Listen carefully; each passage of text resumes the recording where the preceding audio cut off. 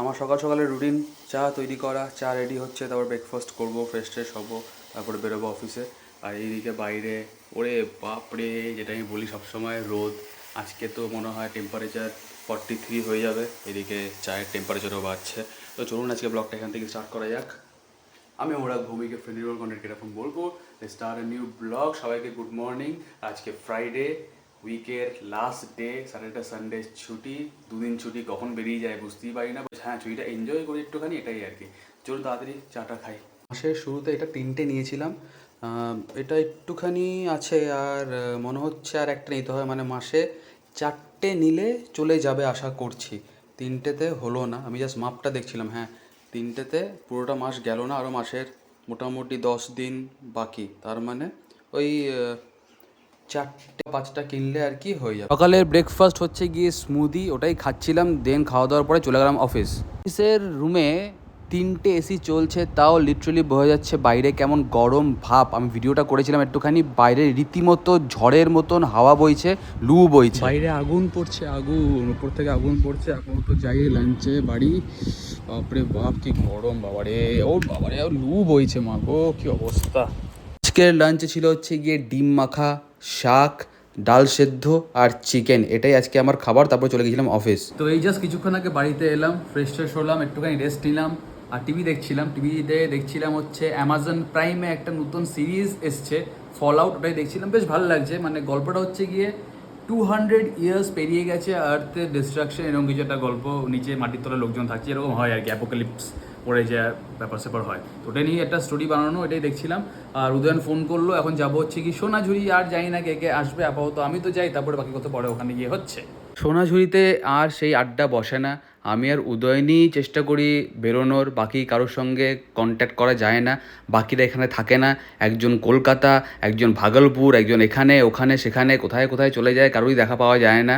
যাক, কী আর করবো, কিছু করার নেই। আর এইদিকে কিছু ক্লিপিংস প্রগতি শ্যুট করেছিল। এটা হচ্ছে গিয়ে একটা ড্রাই ওয়াশের দোকান। এখানে ও নিজের শাড়িটা দিয়েছিল ড্রাই ওয়াশ করতে, ভালোই হলো একদিকে। আমিও জানতে পারলাম এই দোকানটার কথা। আমারও অনেক জ্যাকেট পরে রয়েছে, এগুলো এখানেই তাহলে ড্রাই ওয়াশ করাবো। 150 টাকা 200 টাকা হয়তো নেবে। তারপরে প্রগতি গিয়েছিল অরশ্রী মার্কেট রাজুদার কাছে ডিম কিনতে, কিন্তু রাজুদা বলল আমার এখন সময় নেই, 30টা ডিম এখন আমি বের করে ভালো করে প্যাক করে দিতে পারবো না। ভালোই হলো, রাজুদার কাছে এমনিও ডিমের দাম বেশি। তাই প্রগতি ভিতর দিকে গিয়েছিল, দুই ভাইয়ের যে দোকানটা আছে সেখানে। দাদাদের আমি অনেক আগে থেকেই চিনি, দাদার সঙ্গে খুব ভালো সম্পর্ক ছিল, আছে বলবো। এখন আর কথা হয় না, কারণ আমি ওখানে আর যাই না। তো এখানে দেখো কত সুন্দর করে ভালো করে ডিমগুলো প্যাক করে দিয়েছে। আর অরশ্রী মার্কেটে খুলেছে একটা নতুন বিরিয়ানির দোকান, প্রগতি ওখানেও গিয়েছিল। আপনারা দেখতে পারবেন, এখানে দেখুন স্ক্যানার দেওয়া রয়েছে, আর উপরে দেওয়া রয়েছে কি কি এখানে পাওয়া যায়। পজ করে দেখে নেবেন, কোনো অসুবিধা কিন্তু নেই। এই দোকানটা আমার একজনের পরিচিতর, কিন্তু পরে কি হচ্ছে সেটা পরে দেখতে পাবেন।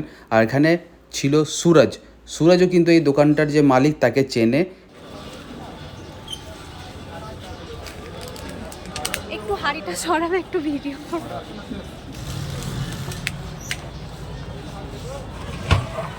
Thank you. এইবার আসল পরীক্ষা। আমি বসলাম বিরিয়ানি নিয়ে। বিরিয়ানিটা নেওয়ার পরেই আমি বুঝতে পারলাম যে রাইসটা খুবই শক্ত, একদম বলা যায় কুক হয়নি ভালো করে, আরও দম দিতে হতো। চিকেনটাও সেরকম সেদ্ধ হয়নি, আরও অনেকটাই সেদ্ধ করলে ভালো হতো। বাট হ্যাঁ, আমি একটা জিনিস দেখলাম যে আলুটা কিন্তু ঠিকঠাক ছিল, আলুটা খুব ভালো সেদ্ধ হয়েছিল। আমি মাঝখান থেকে ভেঙেও দেখলাম। এবার খাওয়ার পালা, আর আমার দুর্ভোগের শুরু। কি বাজে খেতে বিরিয়ানিটা, মানে কিছু বলার নেই আমার। রাইসগুলো তো কুক হয়ইনি, কোনো সেরকম ভালো ফ্লেভার্স পাচ্ছি না, পাথরের মতন চেবাতে হচ্ছে। আর সব থেকে বড়ো জিনিস হচ্ছে এটা গলা দিয়ে নামছে না, কারণ প্রচণ্ড ড্রাই একটা বিরিয়ানি। সত্যি আমার খাওয়া বেস্ট বিরিয়ানি বোলপুরের আমার মনে হয় কলকাতা আরসালান। আপনাদের অনেকেরই অনেক দোকান ভালো লাগতে পারে, কিন্তু আমার বেস্ট খাওয়া দোকান হচ্ছে এই কলকাতা আরসালান। তাহলে রিভিউটা দিয়ে দিই। রিভিউ হচ্ছে গিয়ে চালটা আনকুকড, ভালো করে কুক হয়নি, পুরো পাথর মাঝখান দিয়ে। মানে আমি ভেঙে দেখলাম, খেতে পারলাম না, লাস্টে অনেকটাই ফেলতে হলো। আর পুরো dry, super duper dry biryani, গলা দিয়ে নামছে না। ফ্লেভারটা হয়তো একটুখানি হলেও ছিল, বাট ওভারঅল খুব বাজে বিরিয়ানি, খুব বাজে এক্সপিরিয়েন্স।